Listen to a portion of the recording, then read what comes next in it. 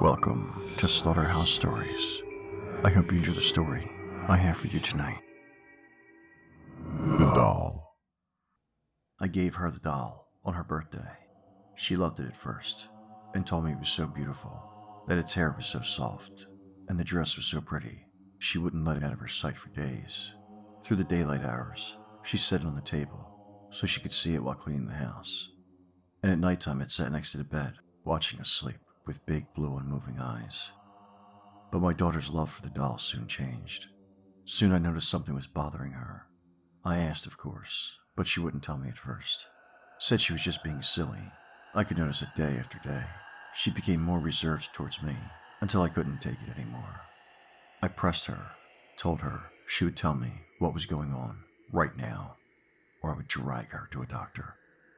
She finally broke and cried. The words came spilling out. She then told me it was the doll.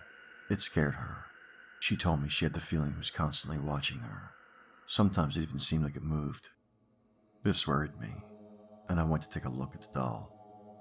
It sat motionless on the little table in the bedroom, the big blue eyes unchanged. I couldn't help but sigh from relief a bit. Of course she's not moving. She couldn't have been. I went to turn away, but then I saw a tiny movement from the corner of my eye. I turned back to the doll, picking it up from the table. I held my face close to the doll's, staring into the eyes. Something was moving. I tried to concentrate, tried to look closer. Yes, there it definitely was. Movement, but not from the eye itself. It was behind the eye. Before I could register this, the eye burst, and out of it spilled at least 10 wiggling maggots. I dropped the doll in shock, backing away instinctively. My daughter yelled from the other room, asking me what was going on. I yelled back at her not to worry. I picked up the doll again, using a tissue to wipe away the maggots. Inside I saw more, pressing against the skin and plastic outer layer. So soon already. I had hoped she would have lasted longer. I will have to get a new one for her.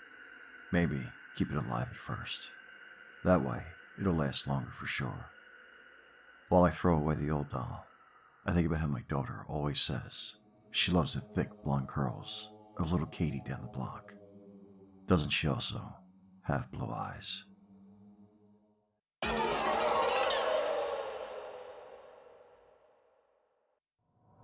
Dolls.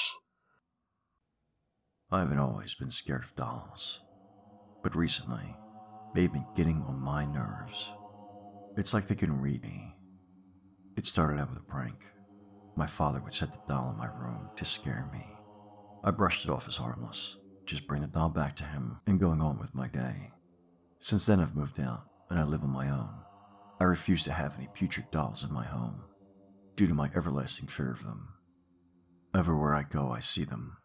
I do not see just any doll, but the one my father had used to torment me. I didn't notice it at first, catching just a slight glimpse of it in my peripheral vision.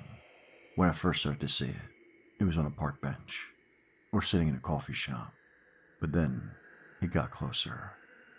I had been working all week, and wanted the weekend to rest.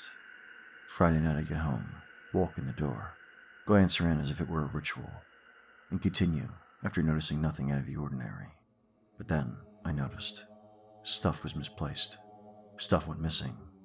It was nothing at first again, but then it got to be heavier stuff, like my whole table. With me on the verge of insanity, I decided to go to my parents for the weekend. Upon arrival, we talked a bit, and after a while of conversing, I bring up the fact that weird stuff has been happening. I also mentioned that I'd noticed the doll they had used to terrorize me. The shock and horror on their faces was unbelievable. We've never owned any dolls before, they said. I sunk. My insides exploded. I went insane. The whole rest of the weekend, they could barely look at me. I left early Sunday morning, 3-hour drive, and it was all spent thinking about that doll. Finally at home, I reached for my keys, unlocked the door and dropped my stuff. Walking in, I saw it. The red eyes, red hair, white face. It just sat there and glared at me. With a reassuring smile, it said, "Welcome home." Thank you for listening. If you enjoyed tonight's story, please like, share, and subscribe. And until next time, stay spooky.